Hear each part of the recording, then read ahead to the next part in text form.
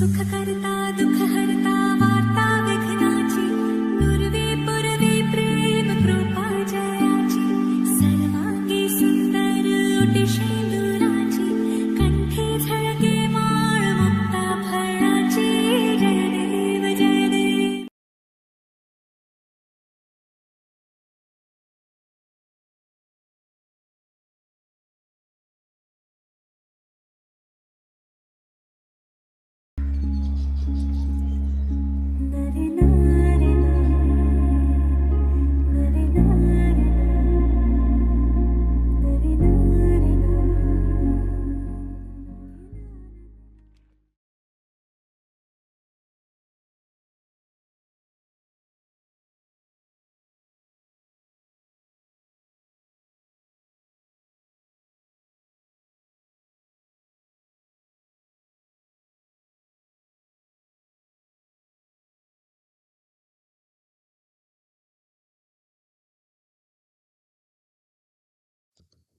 ನಾವು ಚಿಕ್ಕವರಾಗಿದ್ದಾಗ ನಾಳೆ ಎಕ್ಸಾಮ್ ಅಂತಿದ್ದಾಗೇ ಬುಕ್ ಇಟ್ಕೊಂಡು ಕೂಡ್ತಾ ಇದ್ವಿ. ಬೆಳಿಗ್ಗೆ ಓದಿದ ನೆನಪಿರ್ತಿತ್ತೋ ಇಲ್ವೋ ಗೊತ್ತಿಲ್ಲ, ಆದರೆ ಎಕ್ಸಾಮ್ ಭಯಕ್ಕಂತರೂ ಓದ್ತಾ ಇದ್ವಿ. ಹಾಗೆ ನಾವು ಬೆಳೀತಾ ಬೆಳೀತಾ ಯಾವುದನ್ನು ನೆನಪಿಟ್ಕೋಬೇಕು ಅಂತ ಪ್ರಯತ್ನ ಪಡ್ತೀವೋ ಅವುಗಳನ್ನು ನೆನಪಿಟ್ಕೊಳಕ್ಕಾಗಲ್ಲ.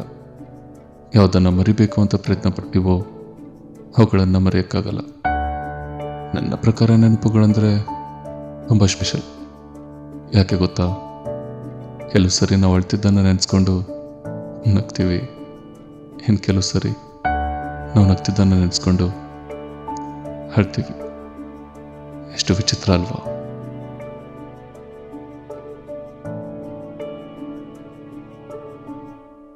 ತುಂಬ ಯೋಚನೆ ಮಾಡಬೇಡಿ. ನಮ್ಮೆಲ್ಲರ ಲೈಫಲ್ಲೂ ಕಾಡುವಂಥ ನೆನಪುಗಳಿದ್ದೇ ಇರ್ತವೆ. ಬನ್ನಿ, ನಮ್ಮ ಹುಡುಗನ ಲೈಫಲ್ಲಿ ಕಾಡ್ತಾ ಇರುವಂಥ ನೆನಪು ಯಾವುದು ಅಂತ ನೋಡೋಣ. ಇವನೇ ಕಣ್ರಿ ನಮ್ಮ ಹುಡುಗ. ಹೆಸರು ಆರ್ಯ ಅಂತ. ವೃತ್ತಿ ನಿರುದ್ಯೋಗಿ. ಓಹ್, ಈ ಕೈಲಿರೋ ಫೈಲ್ ಏನು ಅಂತ ಅಂದ್ಕೊಂಡ್ರಾ? ಈಗಷ್ಟೇ ಒಂದು ಇಂಟರ್ವ್ಯೂ ಅಟೆಂಡ್ ಮಾಡ್ಕೊಂಡು ಬರ್ತಾ ಇದ್ದಾನೆ. ಇಂಟರ್ವ್ಯೂ ಏನಾಯಿತು ಅಂತ ಕೇಳಬೇಡಿ, ಯಾಕಂದರೆ ನಮ್ಮ ಹುಡುಗ ಇಂಟ್ರೋವರ್ಟ್. ಅವನಿಗೆ ಗೊತ್ತಿರೋ ವಿಷಯನ ಸ್ಪಷ್ಟವಾಗಿ ವ್ಯಕ್ತಪಡಿಸೋಕೆ ಬರಲ್ಲ. ಕಾಣದ ಕಡಲಿಗೆ ಹಂಬಲಿಸಿದೆ ಮನ, ಕಾಣದ ಭಾವನೆಗಳೇ ಕವನ. ಹಾಂ, ಕವನ ಅಂತಿದ್ದಾಗೇನೆ ನೆನಪಾಯ್ತು, ನಮ್ಮ ಹೀರೋ ಕೂಡ ಕವನ ಬರೀತಾನೆ. ಮನಸ್ಸಲ್ಲಿರೋ ಭಾವನೆಗಳನ್ನು ನೇರವಾಗಿ ತಿಳಿಸೋಕೆ ಬರಲ್ಲ, ಆದರೆ ಕವನದ ಮುಖಾಂತರ ಗಿಚ್ತಾ ಇರ್ತಾನೆ. ಇಷ್ಟೊಂದು ಸೈಲೆಂಟ್ ಆಗಿರೋ ಹುಡುಗನ ಲೈಫಲ್ಲಿ ಪಟಪಟ ಅಂತ ಮಾತಾಡೋ ಹುಡುಗಿ ಬಂದರೆ ಹೇಗಿರುತ್ತೆ? ಮುಂದೆ ಏನಾಗುತ್ತೆ ಅಂತ ನೀವೇ ನೋಡಿ.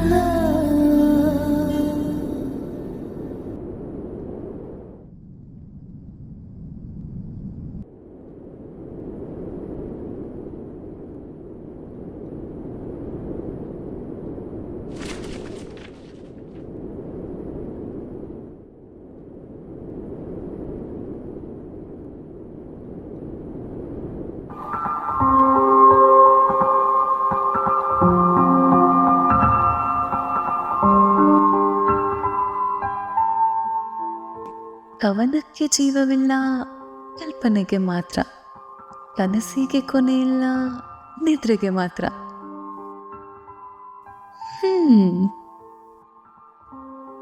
ಯಾರೋ ಇದನ್ನ ಬರ್ತಿತ್ತು.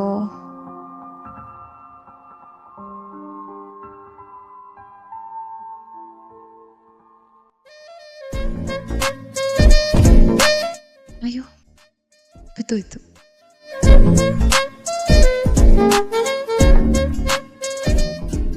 ಹೊರಟೋಗ್ಬಿಟ್ರಾ?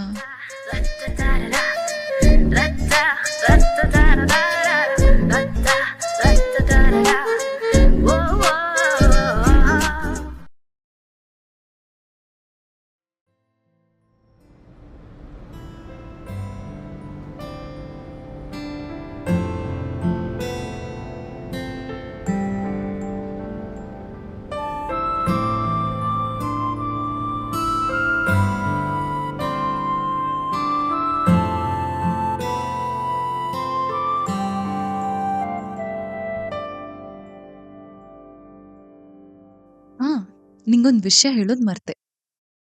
ನಿನ್ನೆ ಪಾರ್ಕಲ್ಲಿ ಒಂದ್ ಕವನ ಬರ್ದಿರೋ ಲೆಟರ್ ಸಿಕ್ತು. ನಿಂಗೂ ಹೇಳ್ತೀನಿ ಕೇಳಿಸ್ಕೊ. ಕವನಕ್ಕೆ ಜೀವವಿಲ್ಲ, ಕಲ್ಪನೆಗೆ ಮಾತ್ರ. ಕನಸಿಗೆ ಕೊನೆ ಇಲ್ಲ, ನಿದ್ರೆಗೆ ಮಾತ್ರ. ಯಾರ್ ಬರ್ದಿದ್ದು ಅಂತ ನೋಡೋಷ್ಟ್ರಲ್ಲಿ ಮಿಸ್ ಆಗೋದ್ರು. ಈ ಸಲ ಕಂಡ್ರೆ ಖಂಡಿತ ಮಾತಾಡ್ಸ್ತೀನಿ. ಅಯ್ಯೋ, ನಾನೇ ಅಂತ ಗೊತ್ತಾಗ್ಬಿಟ್ರೆ ಮೊದಲು ಇಲ್ಲಿಂದ ಕಾಲ್ ಕಿತ್ತೋಣ.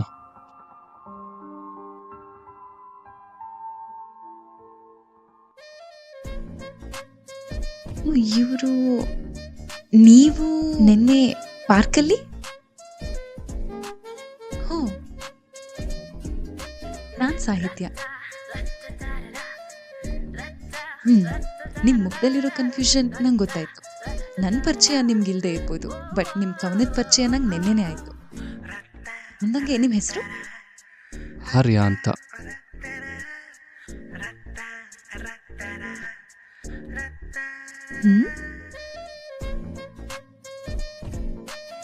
ಇದೇನ್ರಿ ಬೆಳ್ಬೆಳಿಗ್ಗೆನೆ ಮುಖ ನೊಳ್ಳೆ ಅರ್ಳೆನೆ ಕುಡ್ದಿರೋ ತರ ಇಟ್ಕೊಂಡಿದ್ದೀರಾ? ನಿಮ್ ಟೆನ್ಷನ್ಗೆ ಕಾರಣ ಏನಂತ ತಿಳ್ಕೊಬೋದಾ? ಹಾಂ, ಒಂದು 10 ಇಂಟರ್ವ್ಯೂ ಅಟೆಂಡ್ ಮಾಡಿ ನೋಡಿ, ಕಾರಣ ಏನು ಅಂತ ನಿಮಗೆ ಗೊತ್ತಾಗುತ್ತೆ. ಅಯ್ಯೋ, ಇಷ್ಟೇನಾ? ಇದಕ್ಕೆಲ್ಲ ಯಾರಾದ್ರೂ ಟೆನ್ಷನ್ ತಗೋತಾರಾ? ಕೂಲ್. ನಂಬಿಕೆ ಇಟ್ಕೊಂಡು ಇಂಟರ್ವ್ಯೂ ಅಟೆಂಡ್ ಮಾಡಿ. ನಂಬಿಕೆ ಇರೋದ್ರಿಂದನೇ ಇನ್ನೂ ಪ್ರಯತ್ನ ಪಡ್ತಿರೋದು. ನಿಮ್ ಈ ಪ್ರಯತ್ನ ನೋಡ್ತಿದ್ರೆ ನಂಗೆ ತುಂಬಾ ಖುಷಿ ಆಗ್ತಿದೆ. ನೀವು 10 ಸಲ ಇಂಟರ್ವ್ಯೂ ಅಲ್ಲಿ ಫೇಲ್ ಆಗಿದ್ರು ಕೂಡ ಇನ್ನೂ ಛಲ ಇಟ್ಕೊಂಡಿದ್ದೀರಾ ನೋಡಿ. ಗ್ರೇಟ್. ಡೋಂಟ್ ವರಿ, ಇವತ್ತು ನಿಮ್ ಕೆಲಸ ಖಂಡಿತ ಸಿಗತ್ತೆ. ಥ್ಯಾಂಕ್ಸ್, ನಾನೇನು ಹೊಡ್ತೀನಿ. All the best.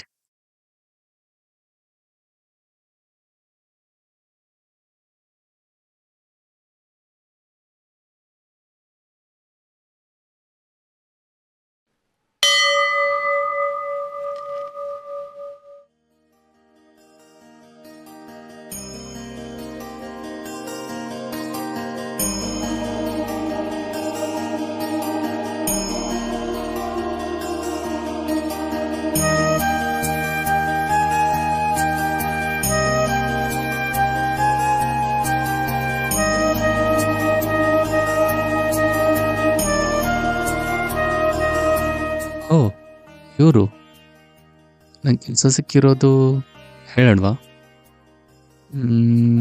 ಬೇಡ ಅನ್ಸುತ್ತೆ. ಕೆಲಸ ಸಿಕ್ಕಿದೆ ಅಂತ ಹೇಳೋದ್ರಲ್ಲಿ ಏನು ತಪ್ಪಿದೆ ಅಲ್ವಾ?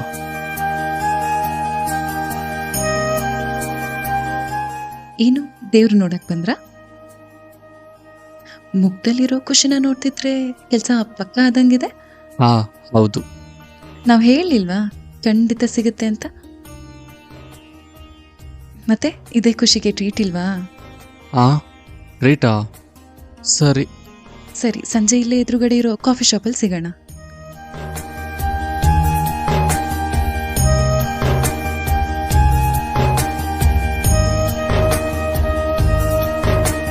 ಜೀವನದಲ್ಲಿ ಯಾರು ಹೇಗೆ ಹತ್ರ ಆಗ್ತಾರೆ ಅಂತಾನೆ ಗೊತ್ತಾಗಲ್ಲ. ಆ ಥರ ಹತ್ರ ಆದವರು ತರೋ ಬದಲಾವಣೆ ಇದೆ ನೋಡಿ. ಲೈಫ್ನ ನೋಡೋ ದೃಷ್ಟಿಕೋನನೇ ಬದಲಾಗುತ್ತೆ.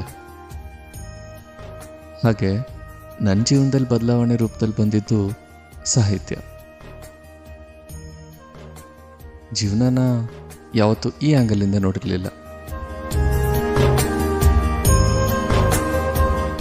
ಚೌಕಟ್ಟಿನಲ್ಲಿದ್ದ ನಾನು ಇವಳು ಬಂದಮೇಲೆ ರೆಕ್ಕೆ ಬಿಚ್ಚಿ ಹಕ್ಕಿ ಥರ ಆಗಿದ್ದೀನಿ.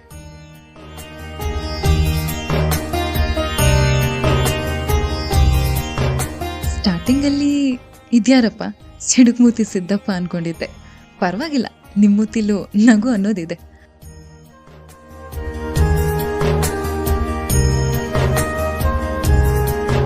ಆದ್ರೂ ನಿಮ್ಮ ಹುಡುಗರ ಲೈಫೇ ಚಂದ ಅಲ್ವಾ?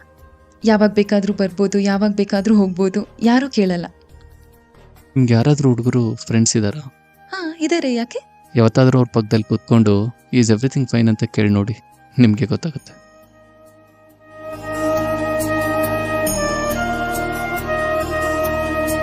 ನಾಳೆ ಫ್ರೀ ಇದ್ದೀರಾ? ಫ್ರೀನೇ. ಯಾಕೆ? ನಿಮಗೇನೋ ಹೇಳಬೇಕಾಗಿತ್ತು, ಅದಕ್ಕೆ. ಇವಾಗ್ಲೇ ಹೇಳಿ, ನಾ ಫ್ರೀ ಇದ್ದೀನಿ. ಇವಾಗ ಬೇಡ, ನಾಳೆನೇ ಹೇಳ್ತೀನಿ. ನಾಳೆ ಸಿಗೋಣ. ಬಾಯ್.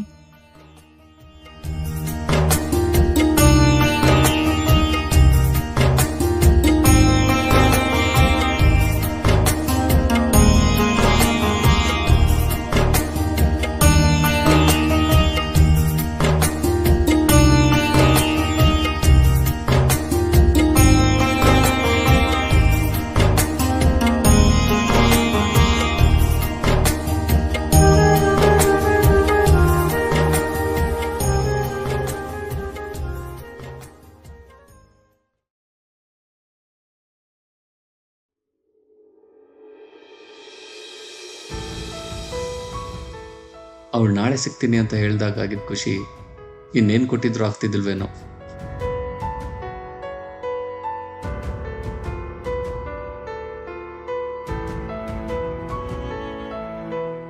ಅವಳಿಗೋಸ್ಕರ ತುಂಬ ಖುಷಿಯಿಂದ ವೆಯ್ಟ್ ಮಾಡ್ತಾ ಇದ್ದೆ, ಆದರೆ ಅವಳ ಹೊತ್ತು ಬರಲೇ ಇಲ್ಲ.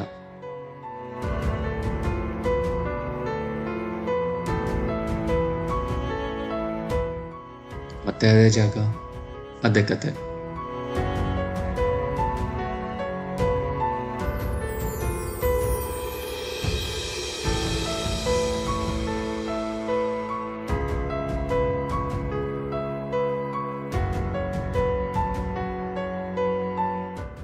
ಅವಳಿಗೋಸ್ಕರ ಕಾಯ್ತಾನೇ ಇದ್ದೆ, ಅವಳು ಮಾತ್ರ ಬರಲೇ ಇಲ್ಲ.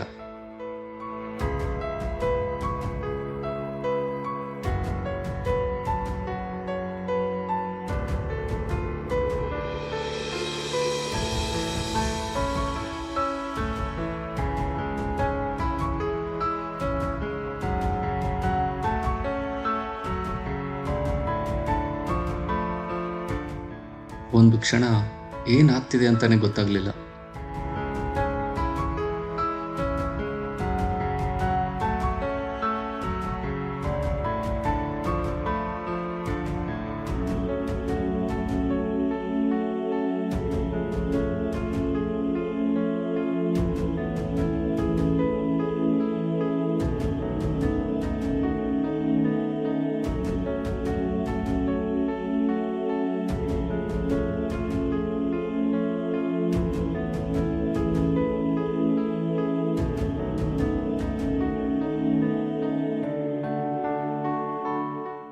ಕ್ಷಣಗಳು ದಿನಗಳಾಯಿತು, ದಿನಗಳು ತಿಂಗಳಾಯಿತು, ಆದರೆ ಅವಳ ಬಗ್ಗೆ ಒಂದು ಸುಳಿವು ಸಿಗಲಿಲ್ಲ.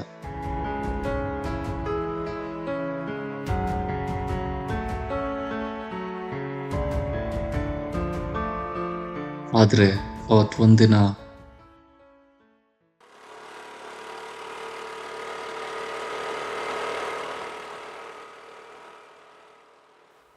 ಇವರು ಸಾಹಿತ್ಯ ಫ್ರೆಂಡ್ ಅಲ್ವಾ? ಹೌದು, ಇವರೇ ಅದು.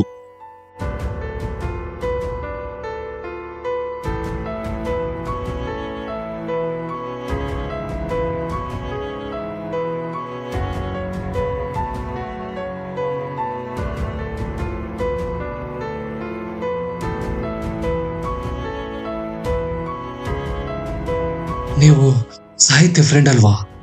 ಹೌದು, ನೀವ್ಯಾರಂತ ಗೊತ್ತಾಗಿಲ್ಲ? ನಾನು ಆರ್ಯ ಅಂತ. ಓ, ಆರ್ಯ ಅಂದ್ರೆ ನೀವೇನಾ? ನಿಮ್ ಬಗ್ಗೆ ಸಾಹಿತ್ಯ ಮಾತಾಡದೆ ಇರೋ ದಿನಗಳೇ ಇಲ್ಲ. ಅಂದ್ರೆ ಇವಳನ್ನು ನೋಡಿದಿರಾ? ಯಾಕೀಗ ಫೋನ್ಗೂ ಮೆಸೇಜ್ಗೂ ಕಣ್ಣಿಗೂ ಕಾಣಿಸ್ದೆ ಎಲ್ಲ ಹೊಟ್ಟೋದ್ಲು? ನಿಮಗ ಅವ್ರ ಬಗ್ಗೆ ಗೊತ್ತು ಅಂತ ನನಗೆ ಚೆನ್ನಾಗಿ ಗೊತ್ತು, ಪ್ಲೀಸ್ ಹೇಳಿ. ಸಾಹಿತ್ಯ ಬಗ್ಗೆ ಏನ್ ಹೇಳಿ, ಹೇಗ್ ಹೇಳಿ? ದಯವಿಟ್ಟು ಹೇಳಿ, ಎಲ್ಲಿದ್ದಾಳೆ ಹೇಳಿ. ನೋಡಿ, ಸತ್ಯ ಇದಕ್ಕೂ ಮೇಲೆ ಮುಚ್ಚಿಡಕ್ಕೆ ನಂಗೂ ಆಗ್ತಿಲ್ಲ. ನಿಮ್ಮ ಒದ್ದಾಟ ನೋಡಿ ಇರೋ ವಿಷಯನ ಹೇಳ್ಬೇಕು ಅನ್ನಿಸ್ತಿದೆ. ಅವಳವತ್ತು ನೀವು ಹೇಳಿದ್ರಿ ಅಲ್ವಾ ನಾಳೆ ಮೀಟ್ ಮಾಡೋಣ ಅಂತ. ಅವಳವತ್ತು ತುಂಬಾ ಖುಷಿಯಾಗಿದ್ಲು, ಎಕ್ಸೈಟೆಡ್ ಕೂಡ ಆಗಿದ್ಲು. ಬಟ್ ನಿಮ್ಗೆ ನಾಳೆ ಮೀಟ್ ಮಾಡ್ಬೇಕಾದ್ರೆ ಬರುವಾಗ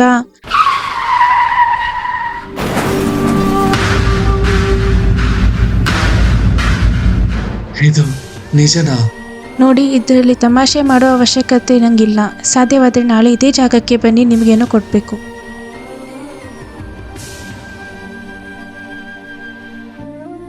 ಇದು ಸಾಹಿತ್ಯ ಡೈರಿ. ಅವಳ ಜೀವನದಲ್ಲಿ ಇದು ಒಂದು ಮುಖ್ಯವಾದ ವಸ್ತು ಆಗಿತ್ತು. ಇದು ನಿಮ್ಮ ಹತ್ರ ಇದ್ರೇ ಒಳ್ಳೆಯದು.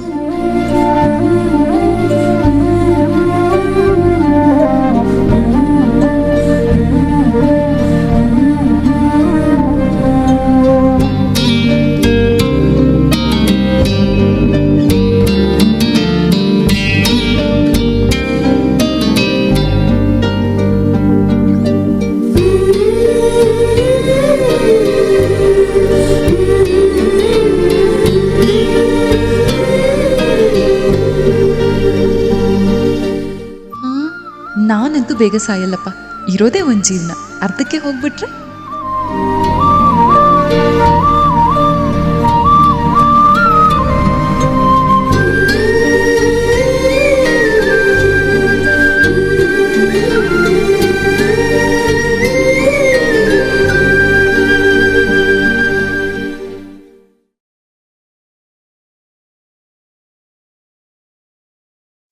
ಸೋತೆ ನಿನ್ನ ನೆನಪಲ್ಲೇ, ಸೋತು ಗೆದ್ದ ಮನದಿ ಎಂದು ಬರಸಿಡಿಲು ಬಂತಲ್ಲೇ.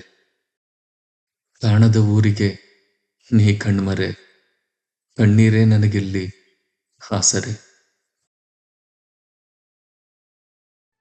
ಗಾಳಿ ಇರದೆ ಗಂಧವಿಲ್ಲ, ಬೆಳಕು ಇರದೆ ಬಣ್ಣವಿಲ್ಲ, ನಿನ್ನ ನೆನಪು ಇರದೆ ಎದೆಯಲ್ಲಿ ಉಸಿರಿಲ್ಲ, ಗೆಳತಿ ಉಸಿರಿಲ್ಲ.